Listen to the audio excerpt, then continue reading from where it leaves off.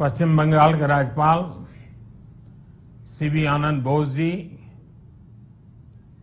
मुख्यमंत्री आदरणीय ममता जी, केंद्रीय मंत्रिमंडल के मेरे सहयोगी अश्विनी वैष्णव जी, सुभाष सरकार जी, निशित प्रामाणिक जी, जॉन बारला जी, नेता विपक्ष शुभेंदु अधिकारी जी, सांसद प्रसून जी, मंच पर विराजमान अन्य साथी, देवी और सज्जनों, आज मुझे आप सबके बीच रूबरू आना था, लेकिन मेरे निजी कारणों के कारण मैं आप सबके बीच नहीं आ पाया हूं। इसके लिए मैं आपकी, बंगाल की क्षमा चाहता हूं। बंगाल की पुण्य धरती को, कोलकाता की ऐतिहासिक धरती को आज मेरे लिए नमन करने का अवसर है। बंगाल के कण कण में आजादी के आंदोलन का इतिहास समाहित है। जिस धरती से वंदे मातरम का जयघोष हुआ, वहां अभी वंदे भारत ट्रेन को हरी झंडी दिखाई गई।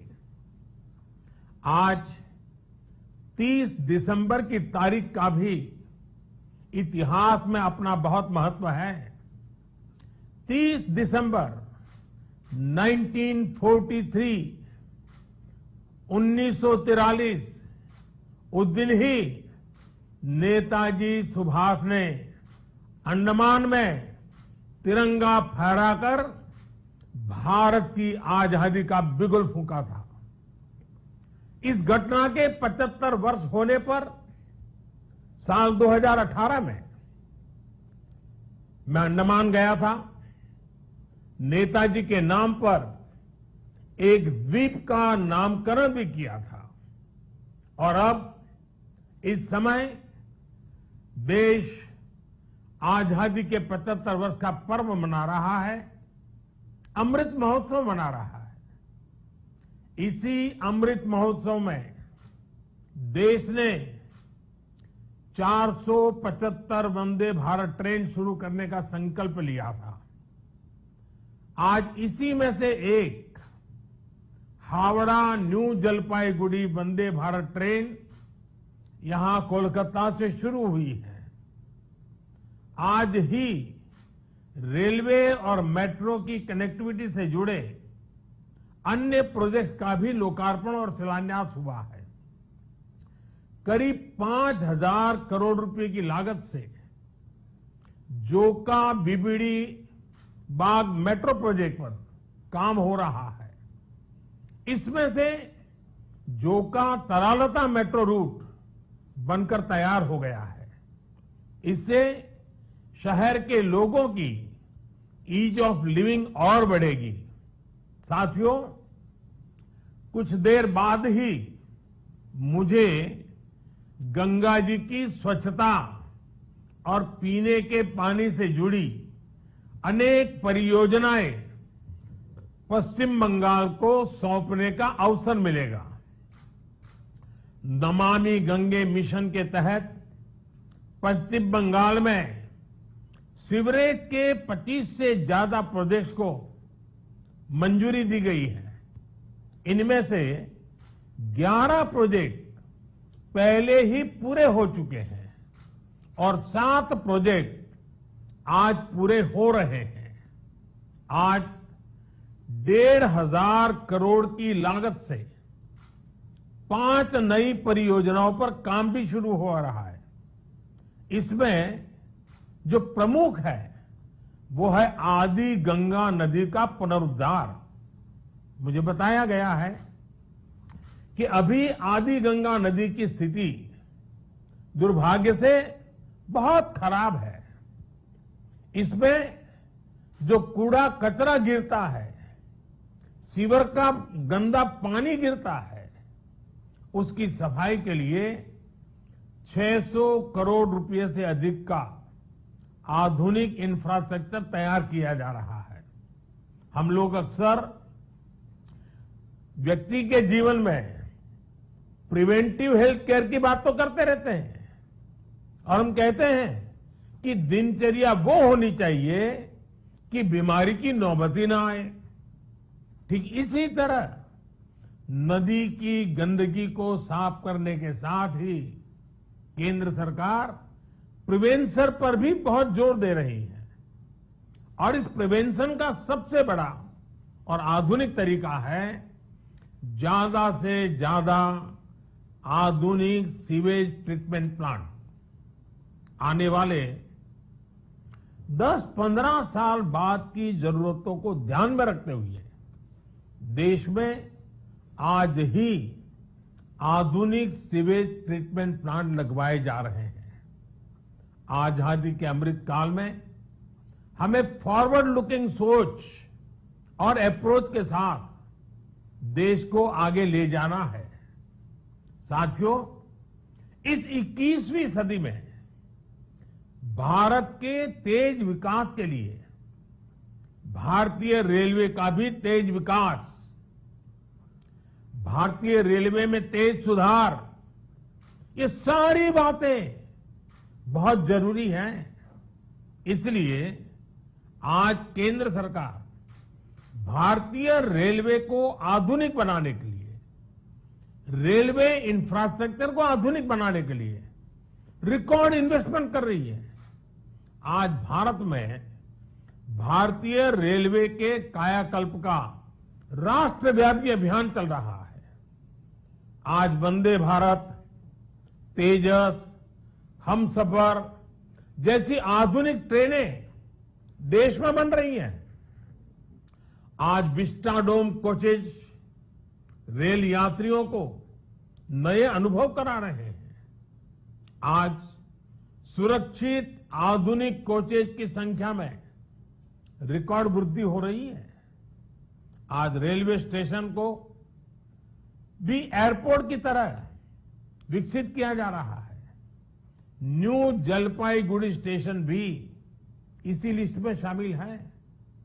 आज रेलवे लाइनों का दोहरीकरण, रेलवे लाइनों का बिजलीकरण जिस रफ्तार से हो रहा है वो पहले कभी नहीं हुआ। देश में जो ईस्टर्न और वेस्टर्न डेडिकेटेड फ्रेट कॉरिडोर बन रहे हैं वो लॉजिस्टिक्स सेक्टर में क्रांतिकारी बदलाव लाने वाले हैं। सुरक्षा हो, स्वच्छता हो, सामर्थ्य हो, सामंजस्य हो, समय की पाबंदी हो, सहूलियत हो, भारतीय रेलवे आज एक नई पहचान बनाने की हम सबकी कोशिश रंग ला रही है।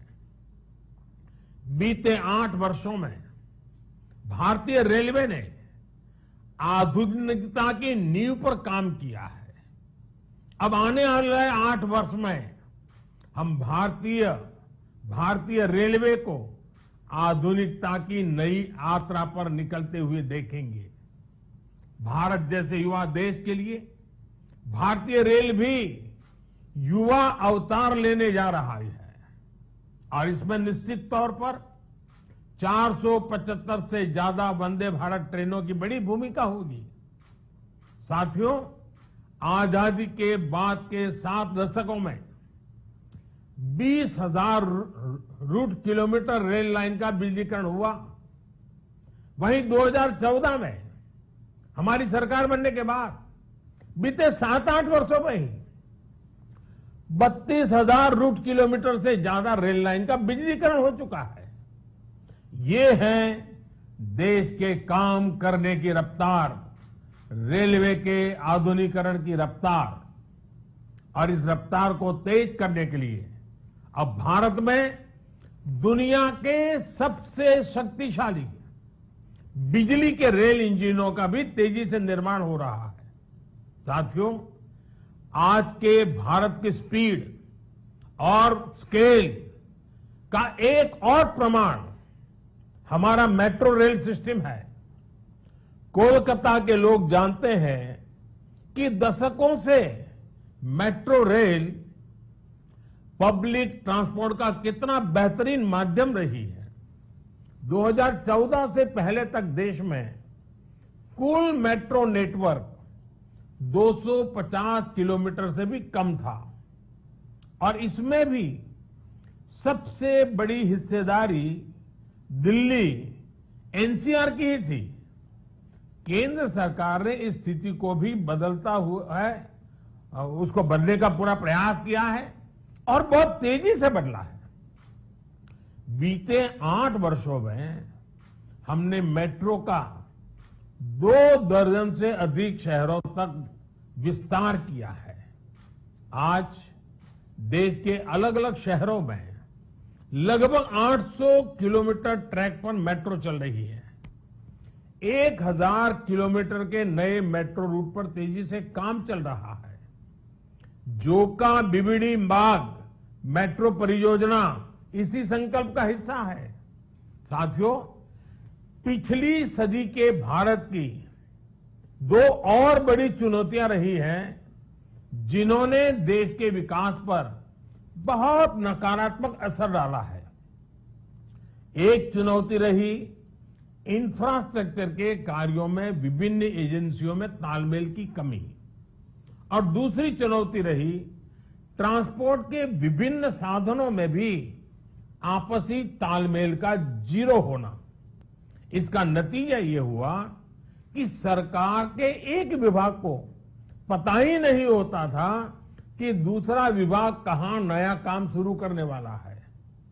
इसका खामियाजा देश के ईमानदार टैक्स पेयर को उठाना पड़ता था। देश का ईमानदार टैक्स पेयर हमेशा से सरकारी पैसे की बर्बादी से, परियोजनाओं में देरी से, भ्रष्टाचार से नफरत करता है। जब वो देखता है कि उसकी गाढ़ी कमाई से दिए हुए टैक्स से गरीब का नहीं बल्कि किसी भ्रष्टाचारी का भला हो रहा है, तो उसका खिन्न होना स्वाभाविक है। पैसे की इसी बर्बादी को रोकने के लिए विभागों में, सरकारों में तालमेल को बढ़ाने के लिए पीएम गति शक्ति नेशनल मास्टर प्लान लागू किया गया है। अब चाहे विभिन्न राज्य सरकारें हो, अलग अलग सरकारी विभाग हो, कंस्ट्रक्शन से जुड़ी एजेंसियां हो या इंडस्ट्री के लोग हो, सब एक ही प्लेटफॉर्म पर आ रहे हैं। पीएम गति शक्ति देश में ट्रांसपोर्ट के अलग अलग माध्यमों को जोड़ने, मल्टी मॉडल कनेक्टिविटी के काम को भी गति दे रहा है। आज देश में रिकॉर्ड तेजी से हाईवे बन रहे हैं, एयरपोर्ट बन रहे हैं, वाटरवे बन रहे हैं, नए पोर्ट बन रहे हैं और इसमें भी सबसे बड़ी बात यह कि इन्हें अब इस तरह तैयार किया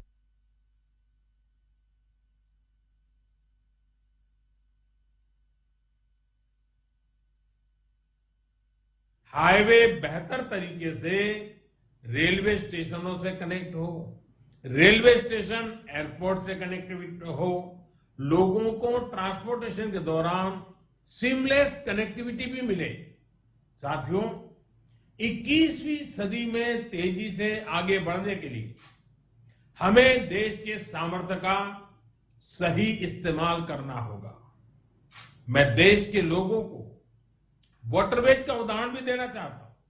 एक समय था जब भारत में व्यापार, कारोबार और टूरिज्म के लिए वाटरवेज का बड़े पैमाने पर इस्तेमाल होता था। इसलिए कितने ही शहर नदियों के किनारे बसे, नदियों के किनारे इतना औद्योगिक विकास हुआ, लेकिन इस सामर्थ्य को पहले सैकड़ों वर्षों की गुलामी और फिर आजादी के बाद की सरकारी उदासीनता ने तबाह कर दिया। अब भारत अपनी इस जल शक्ति को बढ़ाने पर काम कर रहा है। देश में 100 से ज्यादा वाटरवेज और विकसित किए जा रहे हैं। भारत की नदियों में आधुनिक क्रूज चले, व्यापार भी हो, टूरिज्म भी हो, इस दिशा में हम तेजी से आगे बढ़ रहे हैं। केंद्र सरकार ने बांग्लादेश सरकार के सहयोग से गंगा और ब्रह्मपुत्र नदियों के बीच वाटरवे लिंक स्थापित करने पर भी काम किया है। मैं आज देश के लोगों को इससे जुड़ी भी एक जानकारी देना चाहता हूं। 13 जनवरी 2023 को काशी से, वाराणसी से एक क्रूज जा रहा है जो 3200 किलोमीटर लंबे वाटरवे से होते हुए, बांग्लादेश से होते हुए डिब्रूगढ़ तक पहुंचेगा। ये पूरे विश्व में अपनी तरह का अभूतपूर्व क्रूज होगा। ये भारत में बढ़ते क्रूज टूरिज्म का भी प्रतिबिंब बनेगा। मैं पश्चिम बंगाल के लोगों से भी आग्रह करूंगा कि इसका जरूर लाभ उठाएं। वैसे आज मैं एक और बात के लिए विशेष तौर पर बंगाल के लोगों को नमन करना चाहता हूं। बंगाल के लोगों में देश की मिट्टी के प्रति जो प्रेम रहा है, उसका तो मैं हमेशा कायल रहा हूं। देश के विभिन्न हिस्सों को जानने के लिए, देश के विभिन्न हिस्सों में भ्रमण के लिए बंगाल के लोगों में जो उत्साह होता है वो अद्भुत होता है। बहुत से लोग पहला मौका मिलते ही किसी और देश में घूमने निकल जाते हैं, लेकिन बंगाल के लोग हमेशा अपने देश को प्राथमिकता देते हैं।